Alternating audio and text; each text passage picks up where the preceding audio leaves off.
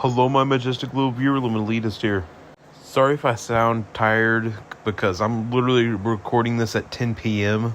Now that I do think about it, I do need to get to sleep fast, because I'm being forced to church tomorrow, so...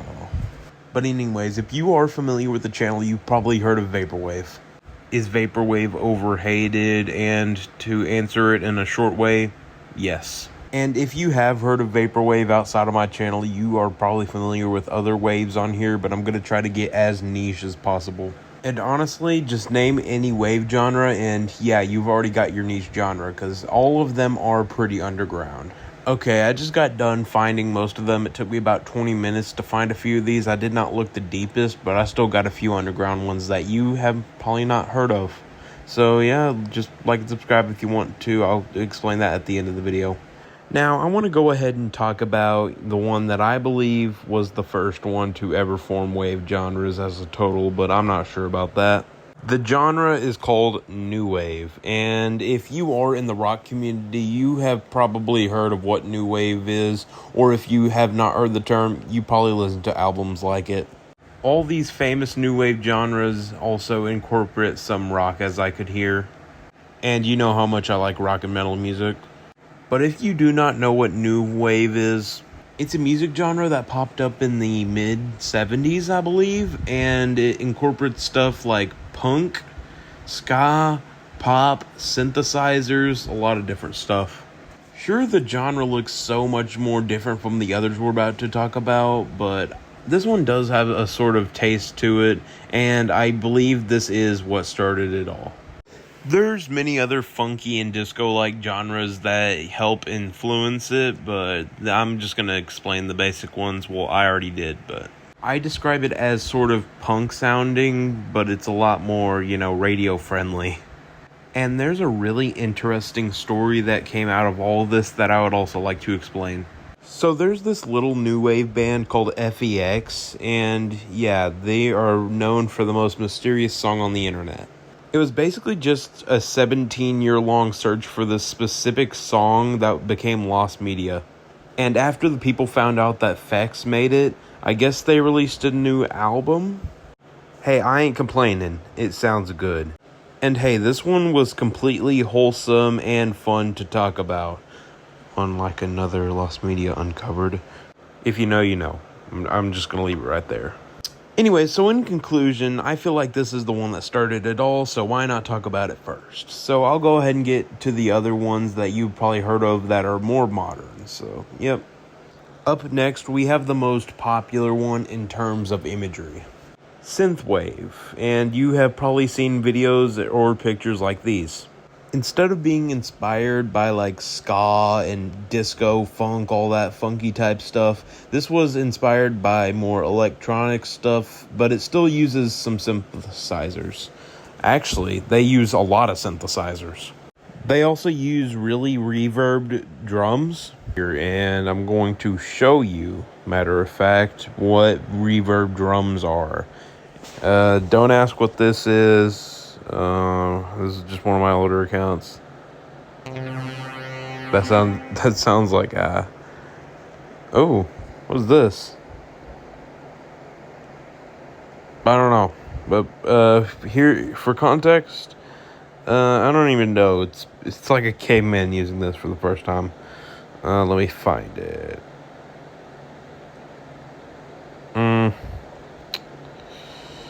I guess right here. And I can go to drum kits. Then you go to FX right here. And you go around here. And hey, look, there's already a Synthwave on there. It's going to show you. Can't find anything. You can search it up as I'm about to do right here. Verb.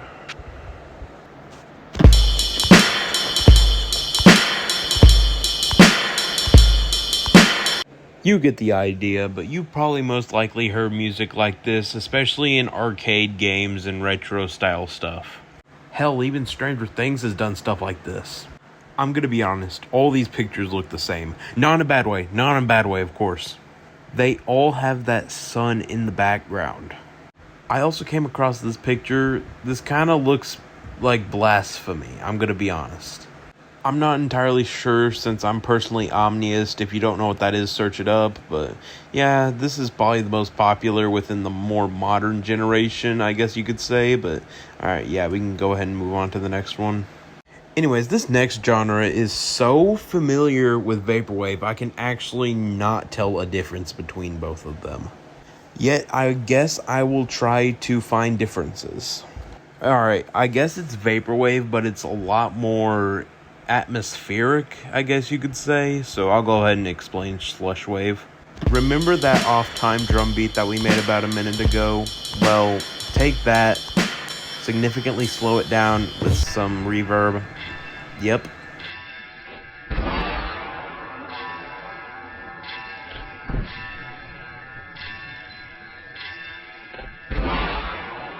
By the way, before you say anything, I know that was not reverb that I applied because I guess CapCut made it Pro, and I'm not gonna buy Pro. But anyways, as far as I know, I am pretty sure Telepath actually created the genre. I'm confident that he's the most popular in both Slushwave and Vaporwave. Desert Sand Feels Warm at Night is also a pretty prominent artist within Slushwave. I'd also like to mention their album, I'm Not Saying That. This is one of my favorite Slushwave albums, I guess you could say, next to Another Night Together by Telepath. And I might talk about, I'm not going to try to pronounce that one. I like to think that Vaporwave is a slowed down Synthwave, and Slushwave is a very slowed down Vaporwave. So there's that. That's just personal taste. Hey, Desert Sand Feels Warm at Night even released their newer album. I'm not gonna try to say that. It's like a little too impossible for me to. I can't at all. Anyways, we can go to the faster version that I call it technically Vaporwave. To put it in perspective, it's basically just an electronic subgenre that primarily focuses on consumerism, capitalism, and all that jazz. Speaking of jazz, it's basically just slowed down R&B and jazz. And this is probably one of the most hated genres of wave music. Vaporwave is disliked for its perceived lack of creativity due to a reliance on simple, slowed-down samples, the exhaustion of the repetitive aesthetics, and the genre becoming a parody of itself. Some critics find the music shallow, resembling elevator music, and the visual style as childish and inauthentic limitation of the past rather than genuine reflection. First of all, to the people who think the aesthetic is childish, be quiet, Anthony Fantano. Like, I see why people hate it, and I totally respect people's opinions. I personally think it's ungodly overhated. But hey, music's subjective, no crap. Like, I just hate when people make fun of the aesthetic associated with it. Like, come on, shut up. Hating the music's completely fine with me. I couldn't care less, but like, the aesthetic, I mean, come on. I just like how chill the aesthetic and the music is. Heck, even the original creators of Vaporwave made it for satirical purposes. Alright, yeah, I'm going to try to make the segments more short because I'm not really as aware of the other ones that were about to come up, so there's that. We can move on to the next one. Now, I find this one very interesting. Lostwave is basically just unidentified and unknown electronic music or something like that, I don't know. For example, take that little pink boombox thing that turned out to be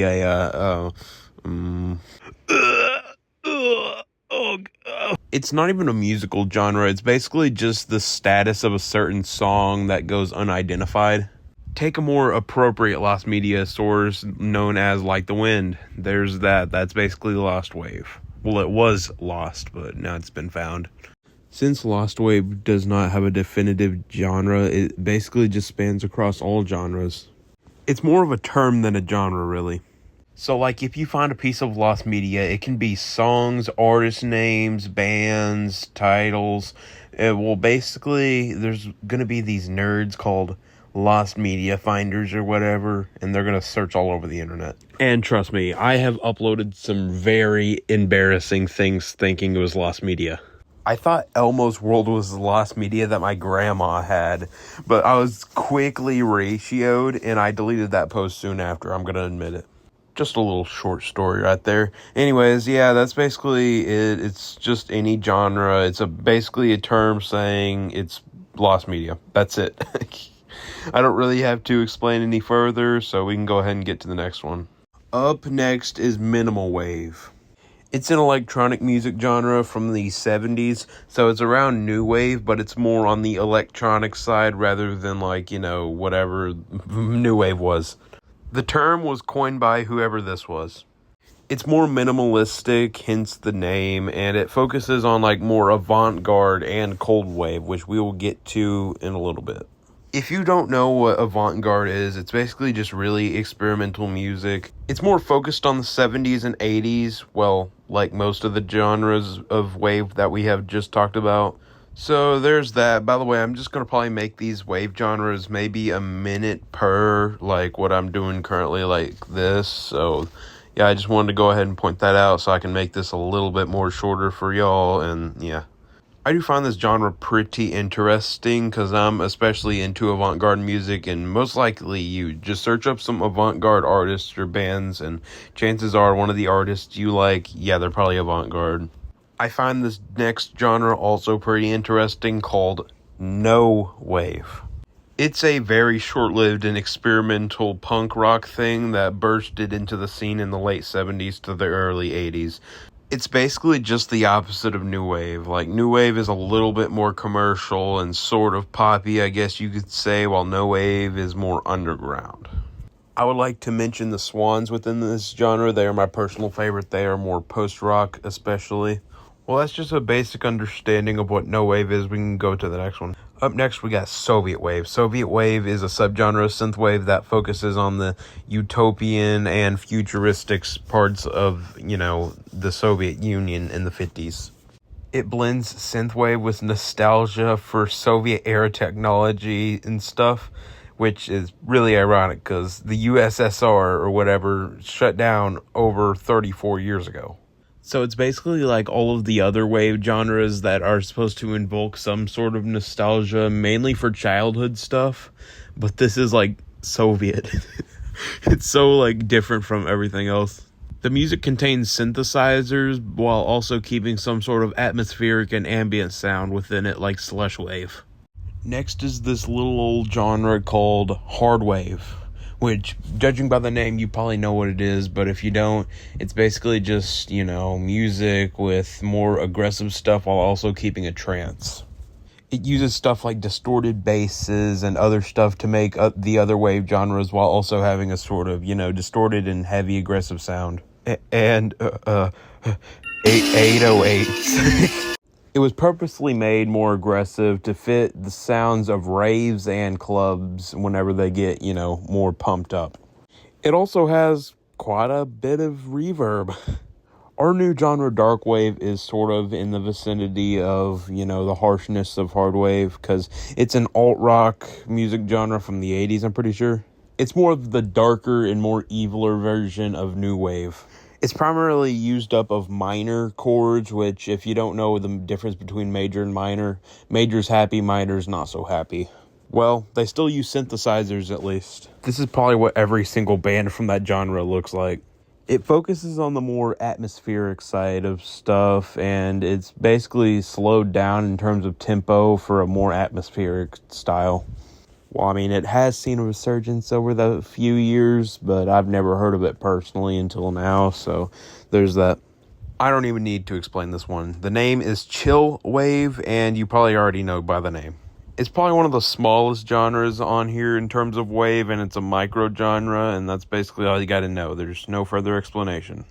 Up next is Signalwave. It's basically a subgenre of Vaporwave, but it's slowed down, more commercials and broadcasting instead of samples from R&B and elevator music. So like Vaporwave, it's also very manipulated with distortion and slowed down with reverb significantly.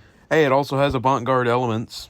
And this is surprisingly even less known than Vaporwave. They're both really underground. Well, Signalwave also has a more melancholic feeling to it, surprisingly. And though I don't like it as much as Vaporwave, hey, I respect it. Alright, last but probably not least, I'm not sure, we got Trillwave. Instead of being more pop rock and electronic, this is more hip-hop.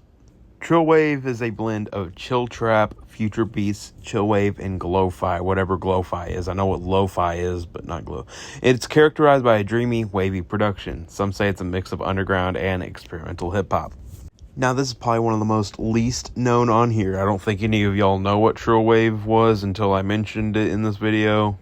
This is what some of it looks like. I'm sorry that it looks like it's on 75p. Anyways, sorry that it felt like I rushed the last 5 minutes. I just wanted to get this video done with before moving on to another subject. Also, I wanted to mention the milestone that we reached while I was making this and editing it. Thank you for that. Optionally, like and subscribe. And if you like this video, I have more like it. So, yeah, that's about it. See ya. Most critical reference.